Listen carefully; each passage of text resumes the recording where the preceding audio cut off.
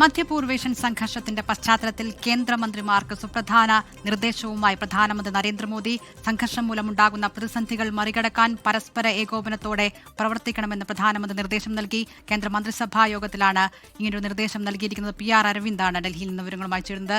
അരവിന്ദ്, ഏത് പശ്ചാത്തലത്തിൽ ഈ രീതിയിലൊരു നിർദ്ദേശം പ്രധാനമന്ത്രിയുടെ ഭാഗത്തുനിന്ന് വരുന്നു?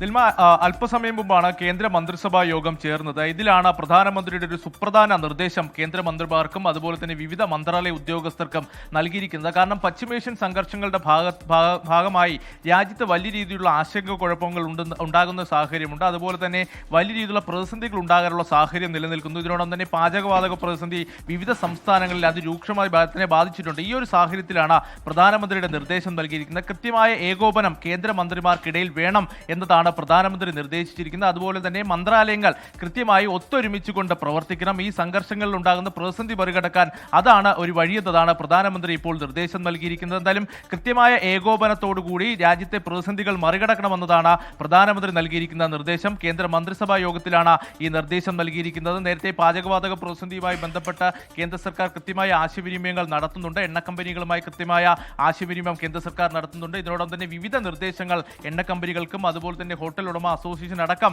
കേന്ദ്ര സർക്കാർ നൽകിയിരുന്നു. എന്തായാലും കേന്ദ്രമന്ത്രിമാർക്ക് കൂടിയാണ് ഇപ്പോൾ പ്രധാനമന്ത്രിയുടെ ഒരു നിർദ്ദേശം നൽകിയിരിക്കുന്നത്. കൃത്യമായ ഏകോപനം മന്ത്രാലയങ്ങൾക്കിടയിൽ വേണം എന്നതാണ് പ്രധാനമന്ത്രി നിർദ്ദേശിച്ചിരിക്കുന്നത്. ലോകത്തെവിടെയായാലും ഏത് സമയത്തും 24 വാർത്തകളും ഓഗ്മെന്റഡ് റിയാലിറ്റി പാക്കേജുകളും എക്സ്പ്ലെയിനറുകളും വിശദമായി കാണാൻ ഞങ്ങളുടെ YouTube ചാനൽ നിങ്ങൾക്ക് സബ്സ്ക്രൈബ് ചെയ്യാം.